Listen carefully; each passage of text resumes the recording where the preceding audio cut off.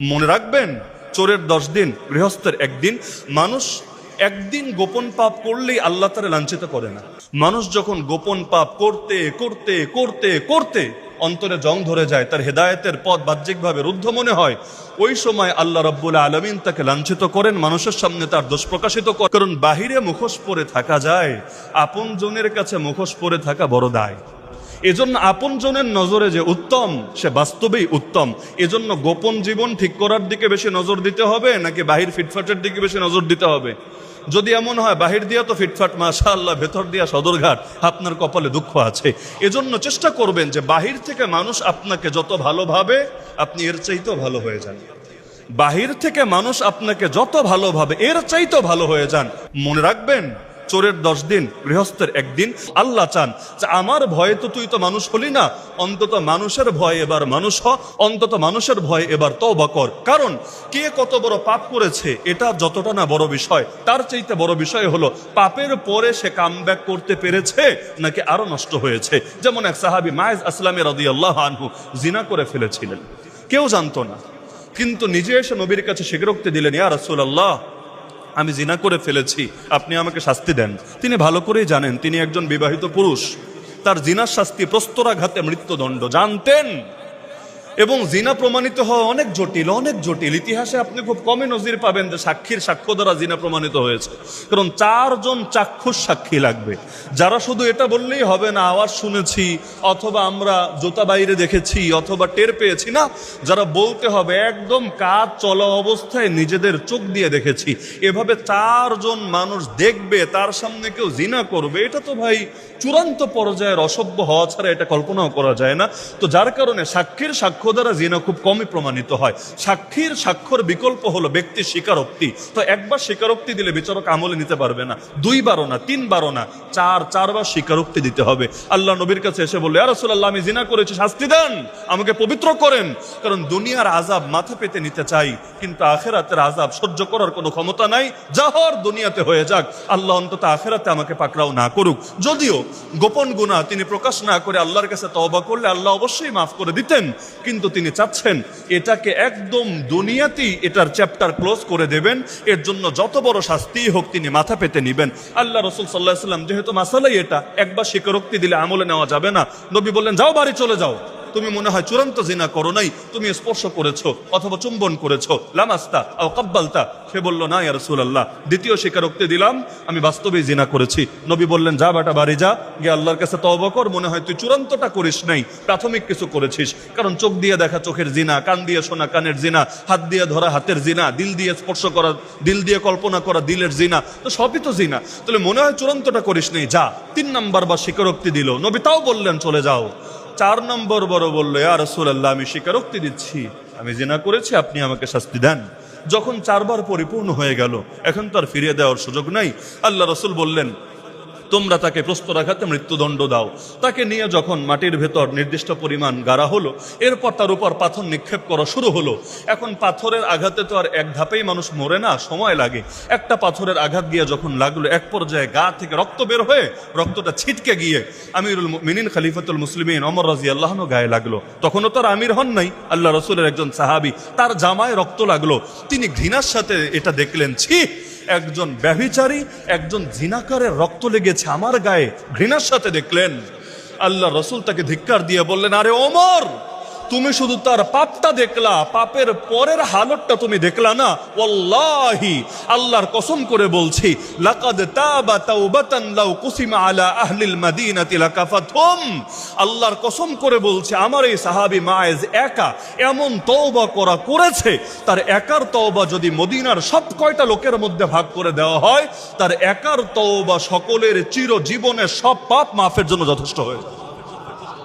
এজন্য মনে রাখবেন, আরেকজনের পাপ নিয়ে যখন আমরা ক্রিটিসাইজ করি, আমরা কটূক্তি করি, একটা বার শুধু চিন্তা করবেন যে তার পরবর্তী তওবার কারণে আল্লাহ যদি তাকে মাফ করে দেয়, আর আপনার কোনো গোপন পাপের কারণেও আল্লাহ যদি আপনাকে পাকড়াও করে নেয়, তাহলে কিয়ামতের দিন তার পরিণতি কি হবে আর আপনার পরিণতি কি হবে?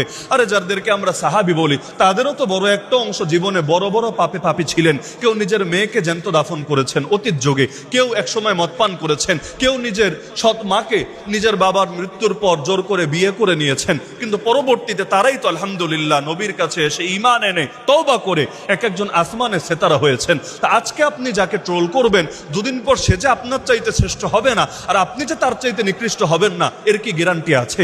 আজকে কে কয় হাজার রাকাত নামাজ পড়লো এটা বিষয় না। নবী বলেন আল আমালু বিল খাওয়াতিম, আমল বিবেচ্য হয় শেষ অবস্থার দ্বারা। শেষ ভালো যার সব ভালো তার, শেষ ভালো না যার কোনো কিছুই ভালো না তার। আল্লাহ যদি আপনাকে ইমানের সঙ্গে মরার তৌফিক না দেয়, আরে কত নামাজ পড়েছেন, কত রোজা রেখেছেন, কত হজ করেছেন, কিছু দিয়ে কিছু আসে যায় না। আপনাকে এগুলো আল্লাহর আযাব থেকে বাঁচাতে পারবে না। অপরদিকে যারা দুনিয়ার মধ্যে বেশ্যা, যারা মদখোর, যারা চোর, যারা লম্পট, যারা ডাকাত, আল্লাহ যদি শেষ জীবনে তাদেরকেও বড় কোনো ওলি বানায় দেয়, আল্লাহ যদি তাদেরকেও তওবার তৌফিক দিয়ে দেয়, তাহলে দেখা যাবে তারা হয়তো প্রথম ধাপেই চলে গেছে জান্নাতে, আর আপনি পড়ে রয়েছেন আপনার পাপের কারণে জাহান্নামে। এজন্য মনে রাখবেন, মুমিন মুমিনেরা আয়না, আয়নায় কার চেহারা দেখা যায়? আয়নার দিকে তাকালে কার চেহারা দেখা যায়? নিজেরটাই তো দেখা যায়। তো মুমিন মুমিনের আয়না মানে কি? আপনি যখন আরেকজনের ভেতরে কোনো দোষ দেখছেন, আল্লাহ যে আপনার চোখে তার দোষ প্রকাশ করেছেন, এটা আপনার জন্যই, আপনার ফেসটাকে আপনার সামনে ক্লিয়ার করার জন্য। এর মানে কি? আপনি জাস্ট দুইটা জিনিস বিবেচনা করেন যে এই দোষটা আপনার ভেতরেও আছে নাকি নাই। যদি না থাকে, আল্লাহ শুকরিয়া আদায় করেন, আল্লাহ যেভাবে এতদিন ভালো রেখেছো আগামীতেও ভালো রেখো। আর যদি আপনার ভেতরে থাকে, তওবা করেন, তওবা করেন, আল্লাহর কাছে ক্ষমা প্রার্থনা করেন। আর যদি অন্য কারো গোপন পাপ প্রকাশ করেন সমাজের ভেতরে, যেটাকে গীবত বলে, প্রকাশ্য যেটা প্রকাশ্য সেটা আলোচনার নাম গীবত না, যেটা প্রকাশ্য সেটা আলোচনার নাম গীবত না। যেমন আগে একটা ফ্যাসিস্ট ছিল বাংলাদেশে, এইটা যদি আমি বলি এটা কারো গীবত আমি করি নাই, কারণ এটা প্রকাশিত। তাব্বাত ইয়াদা আবি লাহাবি ওয়া তাব, এটা গীবত না, এটা গীবত না। কারণ আবু লাহাবের ভণ্ডামি, আবু লাহাবের জুলুম, আবু লাহাবের কুফর, এটা কোনো গোপন বিষয় না। গীবত মানে অন্যের গোপন দোষ, গোপন গুনাহ, গোপন ত্রুটি মানুষের সামনে প্রকাশ করে দেওয়া।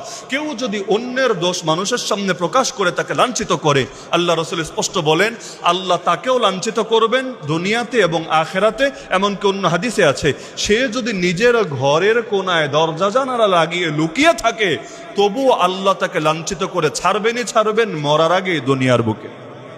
তাহলে সুতরাং যে কারো পাপ দেখলে প্রত্যেকে নিজের পরিণতি স্মরণ করবেন। বাস্তবতা এটা, পাপের যদি দুর্গন্ধ থাকতো আমরা একজনও সমাজে থাকতে পারতাম। পাপের যদি দুর্গন্ধ থাকতো, কে বলতে পারবেন যে হুজুর আমি জীবনে কোনোদিন কোনো পাপ করিনি, আমি মাসুম, আমি নিষ্পাপ? কে দাবি করতে পারবেন? আল্লাহ সাত্তার, তার নামই সাত্তার, তিনি বান্দার পাপকে আড়াল করে রাখেন। এবং আমরা সকলেই তো আল্লাহর কাছে দোয়া করি, আল্লাহ যেভাবে দুনিয়াতে আমাদের পাপকে গোপন রেখেছো, একইভাবে কিয়ামতের দিনও তুমি আমাদের পাপকে গোপন রেখো। যেভাবে দুনিয়াতে ইজ্জত বাঁচিয়েছো, হাসরের ময়দানে ইজ্জত বাঁচিও। আব্দুল্লাহ বিন মাসউদ রাদিয়াল্লাহু আনহু, তার পেছনে যদি কেউ তারে ফলো করতো, বড় হুজুর হেঁটে গেলে অনেক সময় মানুষ পেছনে পেছনে যায় না, তিনি সাবধান করে দিতেন, খবরদার আমার সঙ্গে কেউ চলবা না, আমাকে আমার মতে একা চলতে দাও। কেন? কারণ তোমরা তো জানো না যে আমার দরজা জানালা লাগানোর পরে আমার অবস্থাটা কি হয়, তোমরা তো শুধু আমার জাহের দেখো। সুতরাং আমি চাই না তোমরা এভাবে আমার পেছনে পেছনে চলে আমার ভেতরে অহংকার তৈরি করো, আমার সাথে কেউ চলবা না। তিনি এ ব্যাপারে অত্যন্ত সতর্ক ছিলেন, আরো বহু ইমাম সতর্ক ছিলেন। এজন্য নবীজি বললেন, আমার ঈর্ষণীয় বন্ধুদের একটা গুণ হলো তারা রবের আনুগত্য করে গোপনে, কারণ গোপনে যে পারে প্রকাশ্যেও সে পারে। আপনি চিন্তা করেন, এমন কোন মুসল্লিও যদি আমার সামনে থাকেন যার তাহাজ্জুদও মিস হয় না, তাহলে তার ফরজ নামাজ মিস হবে এটা কল্পনা করাও তো সম্ভব না। যার তাহাজ্জুদই মিস হয় না, যে তাহাজ্জুদের ব্যাপারে এত পাবন, কোনোদিন যদি কোনো কারণে ওজরে মিস হয়েও যায়, অস্থিরতা কাজ করে, তার ফরজ নামাজ কোন দুঃখে মিস হবে আমাকে বলেন? তাহলে যে গোপন জীবনকেও ঠিক করে ফেলেছে, আলহামদুলিল্লাহ, তার প্রকাশ্য জীবন নষ্ট থাকবে এটা আসলে কল্পনাও করা যায় না, বরং তার প্রকাশ্য জীবনটা বড় সুন্দর থাকবে। গোপনে ইবাদতের অনেক দাম আছে। এজন্য বহুত বুজুর্গরা এমন ছিলেন, যারা আমরা যেভাবে নিজেদের পাপকে গোপন রাখি, তারা নেক আমল এর চাইতে বেশি গোপন রাখার চেষ্টা করতেন। পাপ না, নিজের গোপন আমল মানুষ যাতে এটা জানতে না পারে, এটা তার এভাবে গোপন রাখার চেষ্টা করতেন। একদম দান সৎকাই হোক, আর নামাজি হোক, আর তেলাওয়াতি হোক, আর জিকির আজকারি হোক। এমনকি এক বুজুর্গ তো বলেন যে আমার যে আমল প্রকাশ হয়ে গেছে আমি এইটারে গুনি না। হ্যাঁ, এখানে একটা মাসালা ক্লিয়ার করে রাখি, নিজে আমল প্রকাশ করে দিয়ে মানুষের প্রশংসা করানোর চেষ্টা, এটা হাদিসে নিষিদ্ধ। কিন্তু যদি এমন হয় আপনি প্রকাশ করতে চান নাই, কিন্তু আল্লাহ প্রকাশ করে দিয়েছেন, যেমন ইমাম আহমদ নিজেকে সবসময় আড়াল করে রাখতেন, রাস্তায় তার সাথে কাউরে হাঁটতেও দিতেন না, যাতে করে মানুষের নজরে তিনি না আসেন। কিন্তু আলহামদুলিল্লাহ আল্লাহ তার এমন প্রকাশিত করে দিয়েছেন, সারা দুনিয়া ইমাম আহমদকে চেনে নাকি, এমনকি তার নাম বললে অটোমেটিক সামনে ইমাম নামটা চলে আসে, ওয়াইস আল কারানি। কোন এলাকায় মানুষ যদি তারে চিনে ফেলতো, আরে এ হলো সেই বুজুর্গ, নবী ওমরের মতো সাহাবীকে বলে গিয়েছে যে তুমি ওয়াইসকে পেলে তার কাছে দোয়া চাইবা, আমার এই জুব্বাটা হাদিয়া দিবা, এবং তাকে বলবা তোমার জন্য যাতে আল্লাহর কাছে ক্ষমা চায়। এটা শুনলে সবাই চলে যেত তার কাছে, হুজুর আমাদের কিছু নসিহত করেন, আমরা আপনার ভক্ত, আমরা আপনার শিষ্য। যদি কোনো এলাকায় এটা ভাইরাল হতো, সঙ্গে সঙ্গে এলাকা ছেড়ে আরেক এলাকায় চলে যেতেন, এমন ভাবে থাকতেন। অনেকে তারে পাগল ভাবতো, এমনকি বাচ্চারা অনেক সময় পাথর ছুটতো। তিনি এটা চাইতেন যে আমার যা প্রশংসা হওয়ার আল্লাহর নিকটে হবে, ফেরেশতাদের নিকটে হবে, দুনিয়াতে আমি যাতে প্রকাশিত না হই। কিন্তু আল্লাহ তার এমন ভাবে প্রকাশিত করে দিয়েছেন, ওয়াইস আল কারানিকে চেনে নাকে, ওই বাংলায় হয়তো ওয়াইজ কুরুনি বলেন আর কি আপনারা, এটা ভুল উচ্চারণ। ওয়াইজ কুরুনি নামে কেউ নাই। ওয়াইজ মানে তো বক্তা, ওয়াইজ মানে বক্তা। এখন ওনার নাম কি বক্তা ছিল নাকি? বক্তা কারো নাম হয় না, ওনার নাম হলো উওয়াইস, উওয়াইস আল কারানি। কারান হলো গোত্র, যেহেতু তার বাড়ি কারানে এজন্য বলা হয় কারানি। উওয়াইস আল কারানি এই হলো তার নাম। সহিহ মুসলিম শরীফে তাকে নিয়ে বিশুদ্ধ সনদে হাদিস পর্যন্ত আছে। তাহলে এজন্য যে কোনো আমল এটা গোপন করা অত্যন্ত গুরুত্বপূর্ণ। আল্লাহ রাসূল সাল্লাল্লাহু আলাইহি ওয়াসাল্লাম বলেন, আল্লাহ ওই বান্দাকে ভালোবাসে যার মধ্যে তিনটা গুণ থাকে। ইন্নাল্লাহা ইউহিব্বুল আবদাত তাকিয়াল গানিয়াল খাফি। তিন গুণ। এক নম্বর গুণ হলো সে তাকওয়াবান, আল্লাহকে ভয় করে। দুই নম্বর গুণ হলো সে ধনী। ধনী মানে টাকাওয়ালা না, অন্তরের ধনাঢ্যতাই আসল ধনাঢ্যতা, অন্তরের প্রাচুর্যই আসল প্রাচুর্য। অন্তরের প্রাচুর্য মানে বুঝেন, আল্লাহ যা দিয়েছে আলহামদুলিল্লাহ, আমি কোনো বান্দার সামনে হাত পাতবো না। আল্লাহ যা দিয়েছেন আলহামদুলিল্লাহ, আমি অল্পে তুষ্ট থাকবো, আমি কখনোই অকৃতজ্ঞতা প্রদর্শন করব না।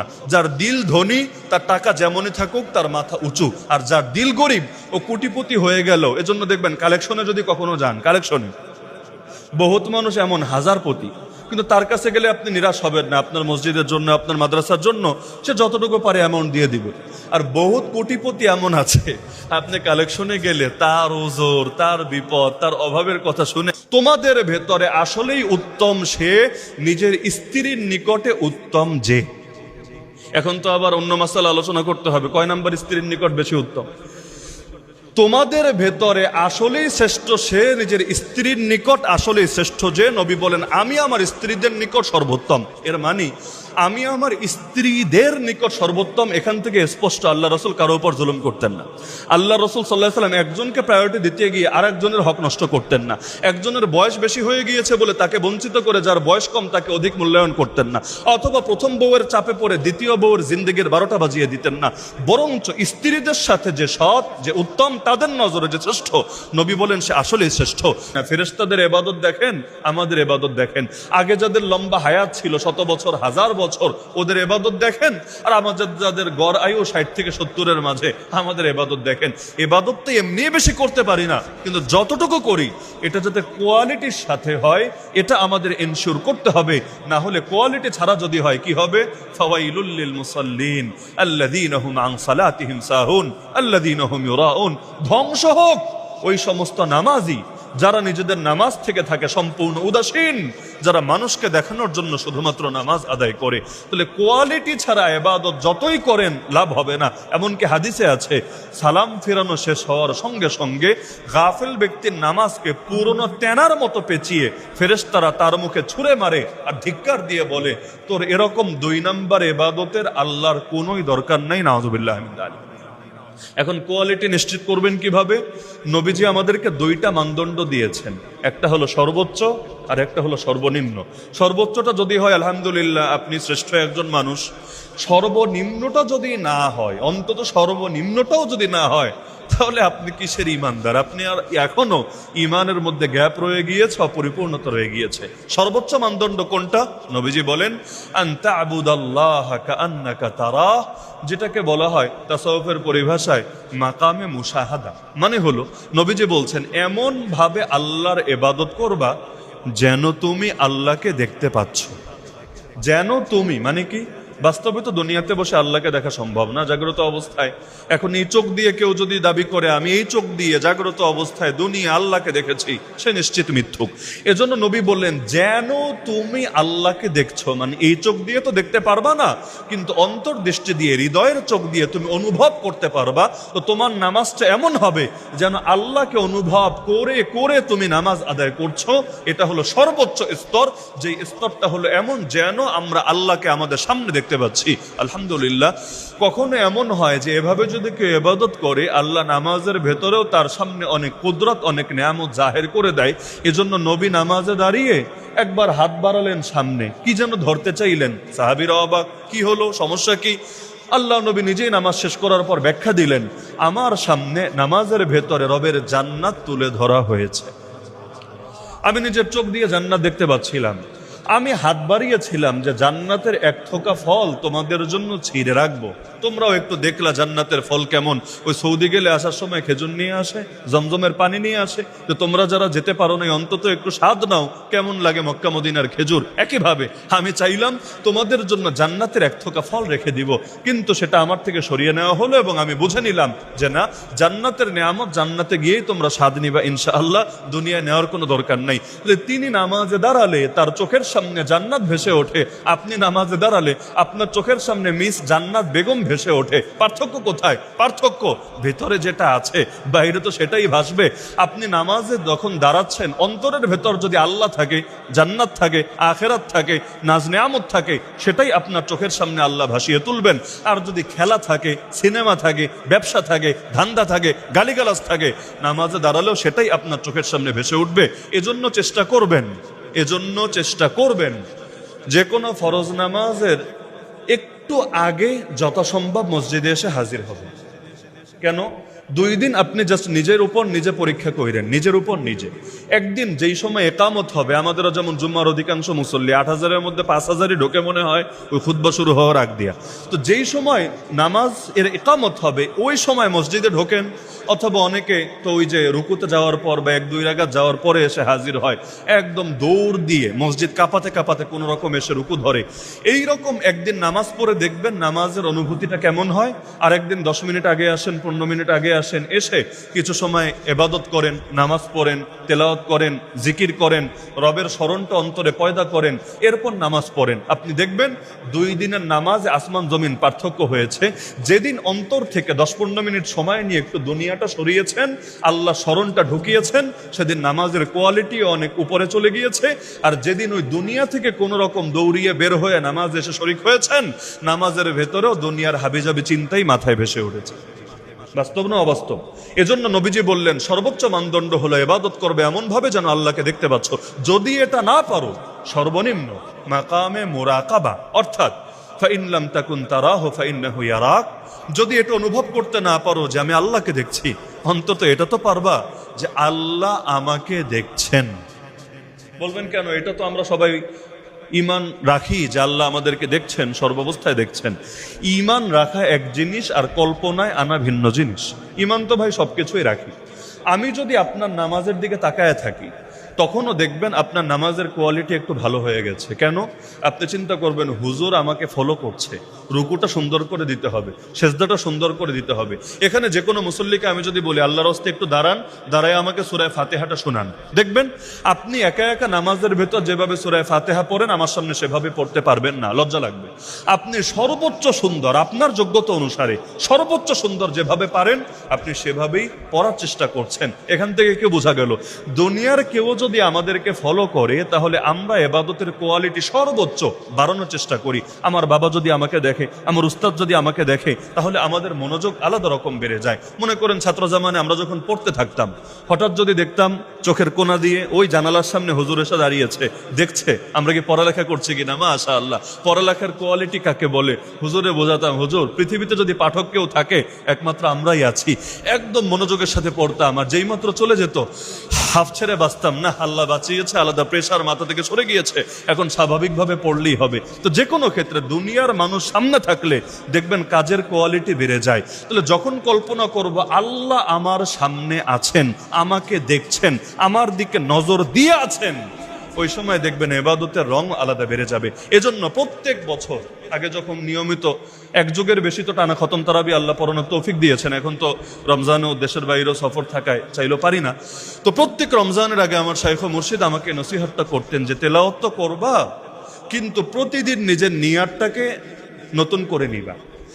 নিয়াত যাতে এটা না হয় যে আমি সুন্দর করে পড়বো যাতে মুসল্লিরা ভালো বলে, সবাই আমার যোগ্যতার প্রশংসা করে, কমিটিও খুশি থাকে, হাদিয়ার পরিমাণটাও ভালো আসে, না, বরঞ্চ নিয়াত করবা আমি দুনিয়ার কাউকে শোনানোর জন্য পড়ছি না, কে ভালো বললো কে মন্দ বললো এতে আমার কিছু আসেও যায় না, আমি পড়বো একমাত্র আল্লাহর কোরআন আল্লাহকে শোনানোর জন্য। এতে পাবলিক খুশি থাকলেও আলহামদুলিল্লাহ, বেজার হলেও আলহামদুলিল্লাহ।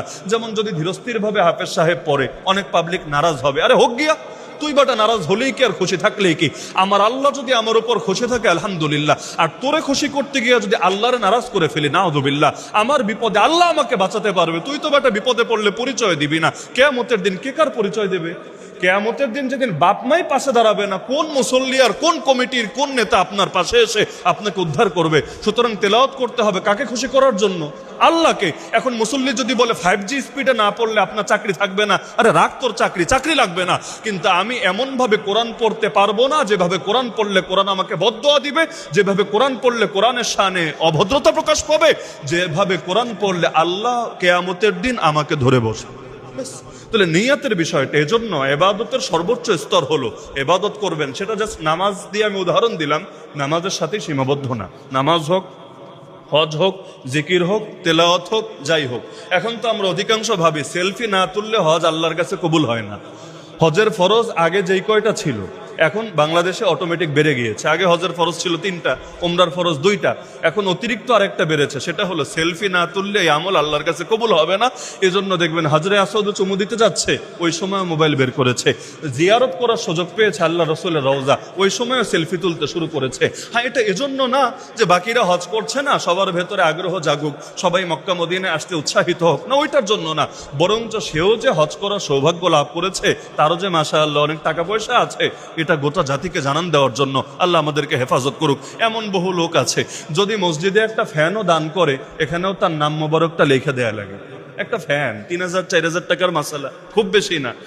এই ফ্যানটা দিলেও দাতা হলো অমুক বড় করে লিখে দেওয়া লাগে। আর বহু মানুষ আছে 1 কোটি টাকা দিয়ে যাবে, কিন্তু সে বলবে হুজুর আমার নামটা প্রকাশ করেন না, এটা একমাত্র আপনি জানেন আর আল্লাহ জানেন, ব্যাস, আর অন্য কেউ জানার দরকার নেই। হাদিসে আছে যারা দান করে এমন ভাবে ডান হাত দিয়ে দিলে বাম হাতও জানে না, আল্লাহ কিয়ামতের দিন আরশের ছায়ায় তাদেরকে বিশেষ জায়গা করে দিবে।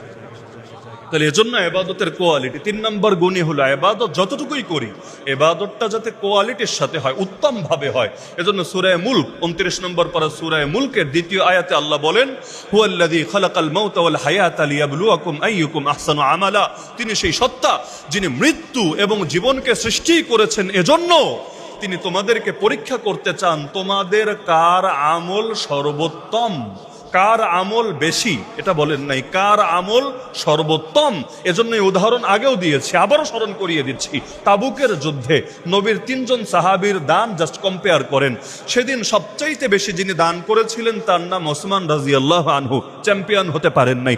তারপরে যিনি বেশি দান করেছিলেন আবু বকরের চাইতে, তার নাম ওমর রাদিয়াল্লাহু আনহু, তিনিও 1 নম্বর হতে পারেন নাই। কিন্তু সেদিন এই 2 জনের চাইতে যিনি অনেক কম দান করেছিলেন পরিমাণে, তার নাম সিদ্দিক আকবর আবু বকর রাদিয়াল্লাহু আনহু, কিন্তু সেদিন তিনি 1 নম্বর হয়েছিলেন। কেন? কারণ বাকিদের কোয়ালিটির চাইতে তার কোয়ালিটি বেশি ছিল। ওসমান দিয়েছেন অনেক বেশি, তার বাড়িতেও আছে অনেক বেশি, আল্লাহ তাকে মালই দিয়েছেন অনেক বেশি। ওমরও দিয়েছেন আবু বকরের চাইতে বেশি, কিন্তু নবী জিজ্ঞেস করলেন বাড়িতে কি রেখে আসলা, এখানে কি নিয়ে আসলা? ওমর বললেন 50-50। আবু বকরকে জিজ্ঞেস করলেন কি রেখে আসলা বাড়িতে? তিনি বললেন আল্লাহ ওয়া রাসূলা, আল্লাহকে এবং তার রাসূলকে রেখে এসেছি, আর কিছুই রেখে আসতে পারি নাই আমার বাড়িতে। ওমর বলেন ভেবেছিলাম আজকে পেছনে ফেলবো অন্তত আবু বকরকে, কিন্তু বুঝে ফেললাম নেক আমলে আবু বকরকে পেছনে ফেলা আমি ওমরের সাধ্যের কথাই না। তাহলে আবু বকর এগিয়েছিলেন কোয়ান্টিটি দিয়ে না কোয়ালিটি দিয়ে, সংখ্যা দিয়ে না গুণগত মান দিয়ে? এজন্য বহুত এমন মানুষ আছে কিয়ামতের দিন যাদের আমল পরিমাণে হয়তো কম হবে কিন্তু অনেক ভারী হবে। এজন্য অনেক আমল নবী শিখিয়েছেন এমন যে আমলটা গুণগত মানে অনেক ভারী। যেমন বুখারী শরীফ খোলেন, সর্বশেষ হাদিসটা দেখেন, আল্লাহ রাসূল বলেন দুইটা বাক্য, দুইটা কালেমা এমন জবানে একদম হালকা কিন্তু মিজানে অনেক বেশি ভারী আর রহমানের কাছে অনেক বেশি প্রিয়। কালিমাতানি হাবিবাতানি ইলার রহমান খাফিফাতানি আলাল লিসান সাকিলাতানি ফিল মিজান। কোন দুইটা বাক্য? সুবহানাল্লাহি ওয়া বিহামদিহি সুবহানাল্লাহিল আযীম। কত বেশি ভারী? অন্য হাদিসে আছে ওয়াসুবহানাল্লাহি ওয়ালহামদুলিল্লাহি তামলাআনি আও ক্বালা তামলাউ মা বাইনাস সামাওয়াতি ওয়াল আরদ। বান্দা যদি সুবহানাল্লাহ আলহামদুলিল্লাহ বলে, আসমান ও জমিনের মধ্যে 1 ইঞ্চি জায়গাও খালি থাকে না যেটা আল্লাহ নেক আমল দিয়ে ভরে দেয় না।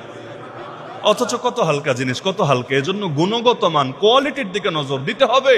না হলে তুলা তো ভাই পরিমাণে 1 কেজি তুলা তো পরিমাণে অনেকখানি হবে, অপরদিকে কয়েক গ্রাম সোনা এটা পরিমাণে দেখতে আর কতটুকুই লাগবে, কিন্তু বাজারে দাম গিয়ে জিজ্ঞেস করেন না, দেখবেন দামের বিবেচনায় বিশাল পার্থক্য হয়েছে। এজন্য নবী যে দোয়া করতেন নামাজের পরে, যেই কয়টা দোয়া সুন্নাত, ওই কয়েকটা দোয়ার মধ্যে একটা দোয়া এটাও, আল্লাহুম্মা আইন্নি আলা যিকরিকা ওয়া শুকরিকা ওয়া হুসনি ইবাদাতিক। হে আল্লাহ, আমাকে সাহায্য করেন 3 ব্যাপারে। 1 নম্বরে আপনার জিকিরের ব্যাপারে, আপনাকে স্মরণ করার ব্যাপারে। 2 নম্বর আপনার শুকর, আপনার কৃতজ্ঞতা আদায়ের ব্যাপারে। আর 3 নম্বর ওয়া হুসনি ইবাদাতিক, হুসন মানেই উত্তমতা এবং সৌন্দর্য। আমাকে সাহায্য করেন উত্তমভাবে আপনার ইবাদত আদায়ের ব্যাপারে। আমার ইবাদতটা যাতে উত্তম হয়, আমার ইবাদতটা যাতে সুন্দর হয়, আল্লাহ সবাইকে তৌফিক দান করুন। 4 নম্বর গুণ নবী বললেন ওয়া আতাহু ফিস সির, সে রবের আনুগত্য করে গোপনে। প্রকাশ্যে ভালো মানুষ সাজাতে একদমই সহজ, কিন্তু যে ব্যক্তি গোপনে ভালো সে আসলেই ভালো। যে প্রকাশ্যে ভালো সে ভালো হতেও পারে, নাও হতে পারে, তারটা লৌকিকতাও হতে পারে, তারটা রিয়ালও হতে পারে, কিন্তু যে গোপনে ভালো সে আসলেই ভালো। এজন্য আল্লাহ যে কোরআনে একটা আয়াত বলেছেন, যেটা আমরা খুতবায় নিয়মিত বলি, ইন্নাল্লাহা ইয়া'মুরু বিল আদলি ওয়াল ইহসান। আল্লাহ আদেশ দিচ্ছেন আদল এবং ইহসানের। এর 2টা ব্যাখ্যা আছে। এর মধ্যে একটা ব্যাখ্যা হলো আদল মানে হলো সমান সমান, ইহসান মানে হলো অধিক উত্তম। এর মানে কি? আদল মানে হলো ভেতর আর বাহিরটা যাতে সমান হয়, আর ইহসান মানে হলো ভেতরটা যাতে বাহিরের চাইতেও সুন্দর হয়ে যায়। আল্লাহ আমাদেরকে 2টা নির্দেশ দিয়েছেন, যে সর্বনিম্ন হলো বান্দা তোর বাহিরটাও সুন্দর, ভেতরটাও যাতে সুন্দর হয়। আর 2 নম্বর হলো সর্বোচ্চ স্ট্যান্ডার্ড হলো তোর ভেতরটা যাতে বাহিরের চাইতেও সুন্দর হয়ে যায়। এজন্য নবী দোয়া করতেন, আল্লাহুম্মা জাআল সারিরাতি খায়রাম মিন আলানিয়াতি ওয়াজআল আলানিয়াতি সালিহা। হে আল্লাহ, আমার গোপন অবস্থাকে প্রকাশ্য অবস্থার চাইতে কল্যাণকর বানিয়ে দেন, আর আমার প্রকাশ্য অবস্থাটাকেও নেককার বানিয়ে দেন। আমার বাতেনকে জাহেরের চাইতে আরো পারফেক্ট বানায় দেন, আর আমার জাহেরটাকে আপনি সুন্দর করে দেন। নবী দোয়া করতেন, আল্লাহুম্মা জাআলনি ফি আইনি সগীরা ওয়া ফি আয়ুনিন নাসি কাবীরা। হে আল্লাহ, আমার চোখে আমাকে ছোট বানিয়ে দেন, মানুষের চোখে আমাকে বড় বানিয়ে দেন।